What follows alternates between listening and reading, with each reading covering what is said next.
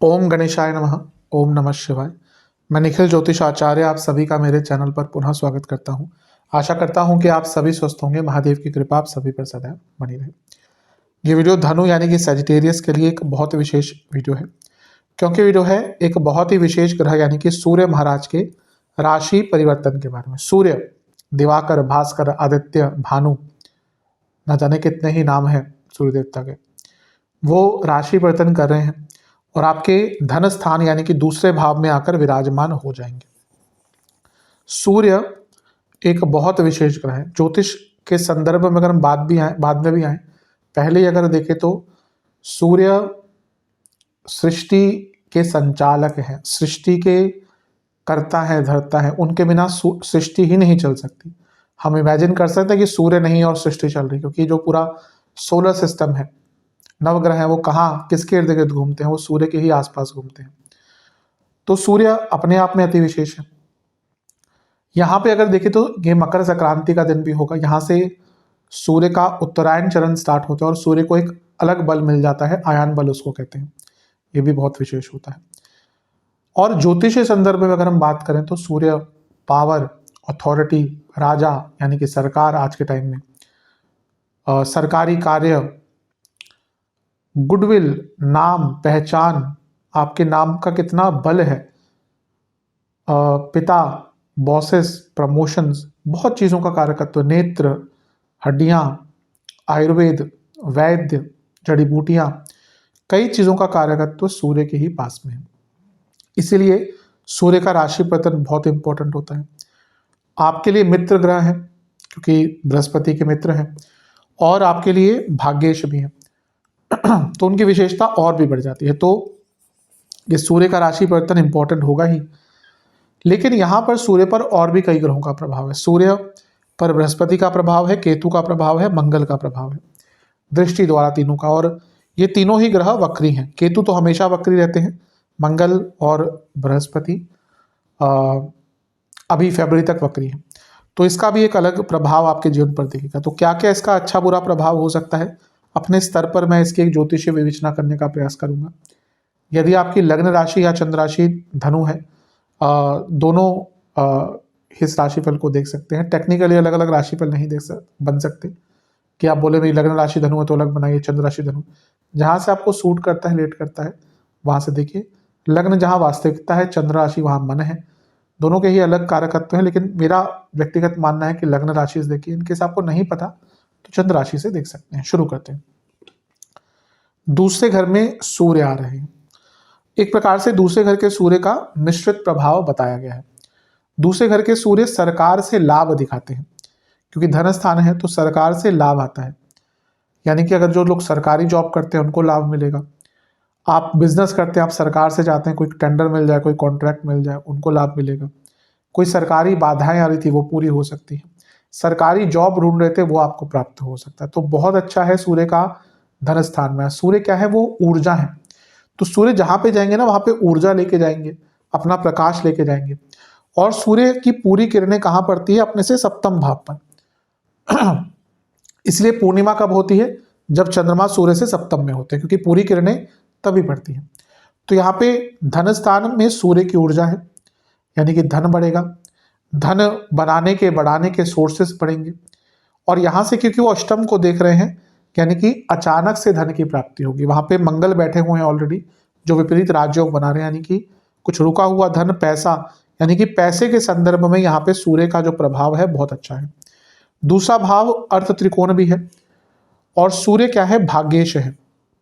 तो यानी कि कार्य क्षेत्र में भाग्य का साथ मिलेगा धन बढ़ाने के लिए। बहुत संभावना है कि इस महीने आपका धन कार्य क्षेत्र में बढ़ेगा। तो ये भी एक अच्छी चीज है। करियर के दृष्टिकोण से भी सूर्य का प्रभाव अच्छा है। अभी बात करी हमने भाग्य स्थान के स्वामी की। ये भाग्य स्थान भी है और इसको लक्ष्मी स्थान भी कहा जाता है। तो भाग्य स्थान का स्वामी दूसरे घर में, यानी कि कुटुंब में भाग्य चमकेगा, यानी कि घर के लोग भी पैसा कमाएंगे। वो लक्ष्मी स्थान भी है, इसलिए मैंने पैसे की बात करी। और ये धन स्थान है, यानी कि आपका भी पैसा बढ़ेगा, कुटुंब में भी पैसा आएगा। भाग्य स्थान ये धर्म स्थान भी है, कुटुंब में सूर्य आ रहे हैं। बहुत संभावना है कि घर में कोई धार्मिक कार्य करा पाए या घर वालों के साथ किसी धार्मिक जगह पर जाने का आपको अवसर प्राप्त हो, ये भी बहुत विशेष है। और एक प्रकार से ये क्योंकि लक्ष्मी स्थान है और कुटुंब भाव में यानी कि धन स्थान में सूर्य आ गए, ये बता रहा है कि धन प्राप्ति के कई अवसर आपके लिए यहाँ पे खुल सकते हैं। तो बहुत विशेष है सूर्य का दूसरे भाव में आपके लिए जाना। ये भाग्य का साथ दिखाता है धन प्राप्ति के लिए, और जब भाग्य का साथ मिलता है धन प्राप्ति का ना, धन प्राप्ति में, तो फिर व्यक्ति बहुत तेज गति से प्रोग्रेस करता है। तो ये बहुत विशेष है। अब इसका नेगेटिव इम्पैक्ट क्या हो सकता है? दूसरे घर के सूर्य, अपनों से बैर, पैसा आएगा घर में लेकिन लड़ाई झगड़े बहुत होंगे। दूसरे घर के सूर्य ना कुटुंबियों से बहुत गलत तरीके से बात करते हैं, गलत तरीके से बात करते हैं। यानी कि जब आप अपनों से बात करेंगे ना, बहुत क्रूरता, रूडनेस उसमें आएगी, अहम झलकेगा, और उसके कारण कुटुंबियों के साथ यानी कि घर के लोगों के साथ, जो स्पेशली इमीडिएट फैमिली है, उनके साथ थोड़े से लड़ाई झगड़े हो सकते हैं या फिर संबंध बिगड़ सकते हैं। दूसरे घर के सूर्य राजदंड अधिकारी बनाते हैं, यानी कि आपको सरकार से कोई नुकसान भी हो सकता है। स्पेशली उनके लिए है जिनके कोई कोर्ट केसेस चल रहे हैं, कोई गवर्नमेंट से प्रॉब्लम चल रही है, कोई टैक्स के इशू, बिजनेस करते हैं टैक्स के इशू चल रहे हैं, सरकारी बाधाएं चल रही है, उनके लिए समय थोड़ा सा कष्टकारी रहेगा। और दूसरी चीज़ है, दूसरे घर के सूर्य स्वास्थ्य भी बिगाड़ते हैं, मारक भाव है, तो यहाँ पे कई प्रकार के स्वास्थ्य के इशू भी सूर्य दे सकते हैं, उस पर मैं अंत में आऊँगा। इसलिए थोड़ा सा मिश्रित प्रभाव का ही ये रिजल्ट, इसमें शुरू में कहा था मिश्रित कहा जाता है सूर्य का दूसरे घर में आना। अपने संबंधों पर बहुत ध्यान दीजिएगा। करियर में आगे बढ़ पाएंगे, लेकिन वाणी पर वहां पे भी कंट्रोल करना है। सप्तम से अष्टम में है, पति पत्नी के बीच में दूरियां आ सकती हैं, पति पत्नी के बीच में हेट हो सकती है क्रिएट, बिना किसी कारण के, कि ना इससे पहले शायद बहुत ज़्यादा नहीं प्रभाव दिख, लेकिन ये ऐसा टाइम होगा, तुम ऐसा खाना क्यों खा रहे हो, आवाज़ आ रही है, उस पर लड़ाई हो जाएगी। तुमने यहाँ पे टॉवल क्यों रख दिया, उस पर लड़ाई हो जाएगी। तुम शॉपिंग इतनी क्यों कर रही हो, उस पर लड़ाई हो जाएगी। तो इस प्रकार की चीज़ें जो बल्कि जिनको आराम से इग्नोर कर सकते हैं, वहाँ पे लड़ाई झगड़े होंगे। और वाणी में तो सूर्य का प्रभाव है ही, यानी कि आपके पार्टनर आपको कुछ बोलेंगे तो आप भी चुप नहीं रहेंगे। तो इसीलिए मैरिड लाइफ पर थोड़ा सा इसका रिजल्ट नेगेटिव है। करियर पे अच्छा है, बिजनेस पे भी जैसे मैंने कहा सप्तम से अष्टम में है, और भाग्येश है, यानी कि बिजनेस में अचानक से नया काम, अचानक से बड़ा काम आपको कोई प्राप्त हो सकता है। अब बात करते हैं सूर्य पर जो ग्रहों की दृष्टि है। केतु की दृष्टि है, केतु अर्थ त्रिकोण में है, सूर्य अर्थ त्रिकोण में है। कार्य क्षेत्र में बहुत अच्छा काम कर पाएंगे, लेकिन वर्क प्रेशर बहुत ज़्यादा रहेगा। आप ये मान के चलिए कि ये महीना बहुत वर्क प्रेशर आपके ऊपर दिख रहा है, नया काम, भारी काम, वर्कलोड बहुत ज़्यादा रहेगा, और आपको कहीं ना कहीं बहुत ज़्यादा इन्वॉल्वमेंट दिखानी पड़ेगी अपने कार्य क्षेत्र में, तो वो वर्क स्ट्रेस रहेगा।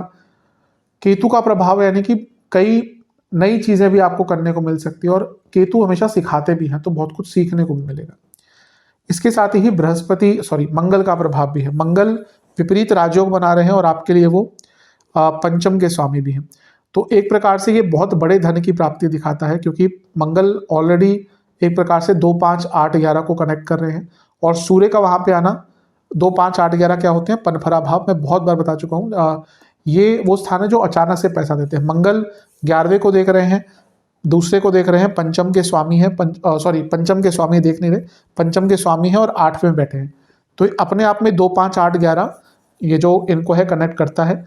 और यहाँ पे सूर्य का आना जो कि लक्ष्मी स्थान के स्वामी, यानी कि मंगल का प्रभाव बहुत तेज गति से धन देता है, लेकिन मंगल दोष बनाकर बैठे और यहाँ पे आने को तत्पर है। तो मैरिड लाइफ में तो बहुत केयरफुल रहेगा, बहुत बड़े स्तर पर झगड़े हो सकते हैं। और मंगल का प्रभाव वाणी की कटुता और रूडनेस को और बढ़ाता है, इसलिए इस महीने वाणी पर पर्सनल लाइफ, प्रोफेशनल लाइफ दोनों में ही नियंत्रण। मैं हमेशा कहता हूं कि धनु वाले बहुत टू द पॉइंट और ब्लंट होते हैं, जिनका नेचर है, कितना भी कोशिश कर लें नहीं चेंज कर सकते, जैसे को जैसा ही बोलते हैं। अब वो कभी कभी चीज़ें देखिए हर्ट कर जाती है लोगों को। मेरे हिसाब से तो थोड़ी सी कोमल वाणी, सौम्य वाणी होनी चाहिए कई चीज़ों में। बुरा भी बोलना है ना तो ऐसे बोलें कि व्यक्ति को लगे ना बुरा। ये कहीं ना कहीं सार्थक भी है, प्रैक्टिकल भी है। ऐसी वाणी बोलिए, कबीर जी का दोहा है। तो यहाँ पर आपको अपनी वाणी पर बहुत नियंत्रण रखने की आवश्यकता है। अब आते हैं बृहस्पति पर। बृहस्पति की दृष्टि है, लग्नेश है। सूर्य बृहस्पति एक दूसरे से त्रिकोण में, व्यक्ति का वर्चस्व बढ़ता है, और वो भी अर्थ त्रिकोण में।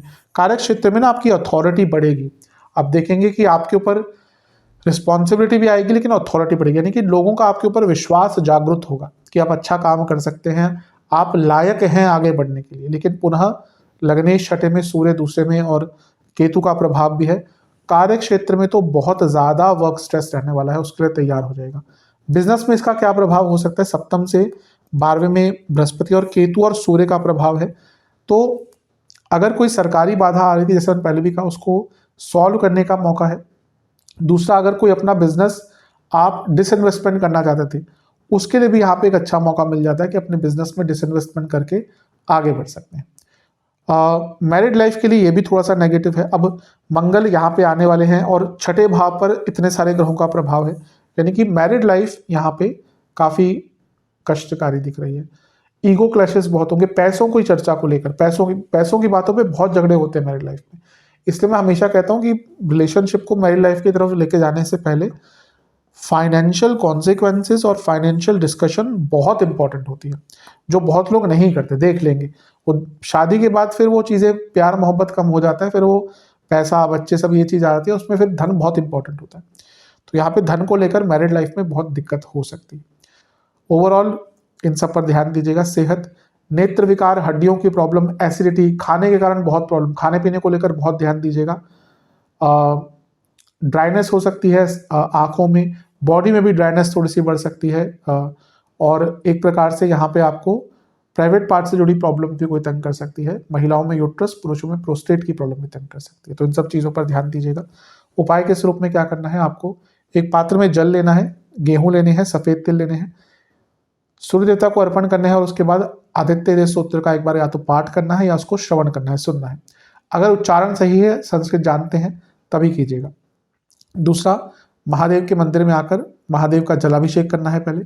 फिर एक पात्र में दूध, सफ़ेद तिल, काले तिल, गेहूं मिलाकर सूर्य देवता शिवलिंग का अभिषेक करना है। सफ़ेद पुष्प की माला अर्पण करनी है, हलवे का भोग लगाना है। फिर वहीं पर बैठकर आपको ओम पंचभूताय नमः मंत्र का 108 बार जाप करना है और ओम भास्कराय नमः मंत्र का 108 बार जाप करना है। ये उपाय कर लेंगे, अवश्य आपके लिए फल अच्छे रहेंगे। आशा करता हूँ वीडियो काम आएगी। चैनल पर नहीं है, सब्सक्राइब कीजिए, वीडियो को लाइक कीजिए। मिलता हूँ अगले वीडियो में, तब तक के लिए ओम नमः शिवाय।